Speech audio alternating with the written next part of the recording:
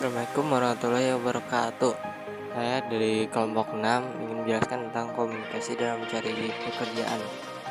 Anggotanya antara lain Ahmad Saiful, Maujud Pratama, Noval Nuraidin, Winona Maulana, Ridwan, dan lain sebagainya.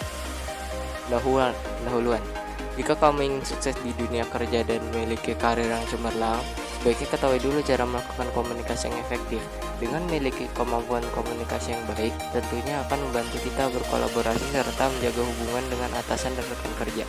Dengan mempunyai kemampuan komunikasi yang efektif, maka kita bisa mendapatkan sejumlah keuntungan. Misalnya, lebih mudah mendapatkan pekerjaan, memperoleh promosi jabatan, hingga mencapai kesuksesan karir di masa depan. Surat lamaran pekerjaan. Surat lamaran pekerjaan menjadi salah satu syarat bagi para pencari kerja atau pelamar kerja yang ingin bekerja di perusahaan atau instansi yang menawarkan lowongan pekerjaan. Surat lamaran pekerjaan adalah surat dari seseorang yang berhubungan dengan ajuan untuk mengisi suatu pekerjaan sesuai dengan posisi atau lowongan yang ditawarkan. Tulisan resume dan CV. Tulisan resume dan CV adalah sebuah ringkasan atau rangkuman dari sebuah tulisan atau karangan panjang yang dipersingkat dengan mengambil bagian pokok dan juga menyisihkan rincian serta ilustrasinya. Kata resume ini juga seringkali dipakai dalam dunia kerja atau karir, yang diartikan ialah sebagai daftar riwayat hidup atau kurikulum vitae, yang merupakan sebuah dokumen yang berisi mengenai rangkuman pengalaman, keahlian, serta pendidikan seseorang yang disusun sedemikian rupa. Tujuan membuat resume lamaran pekerjaan tersebut ini ialah sebagai informasi mengenai kualifikasi seseorang dengan cara ringkas, padat, serta jelas. Cara membuat resume, yaitu membaca naskah asli. Untuk mengetahui serta memahami isi dari naskah asli sebuah karangan, tentunya kita harus membacanya hingga selesai. Membaca naskah atau teks aslinya dengan cara berulang-ulang akan membuat kita mengerti maksud yang ingin disampaikan penulisnya. Terus menemukan gagasan utama.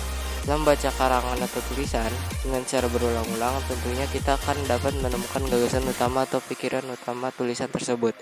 Kita wajib untuk mencatat gagasan utama dari tulisan tersebut supaya bisa membuat ringkasan yang sesuai. Cara membuat resume yaitu menulis resume. Setelah menemukan gagasan pokok dari sebuah karangan atau tulisan, tentunya kita juga mempunyai gambaran umum tentang resume. Perlu untuk diperhatikan bahwa untuk membuat resume ini haruslah disesuaikan dengan teks atau naskah aslinya. Lalu ada membaca ulang resume yang dibuat.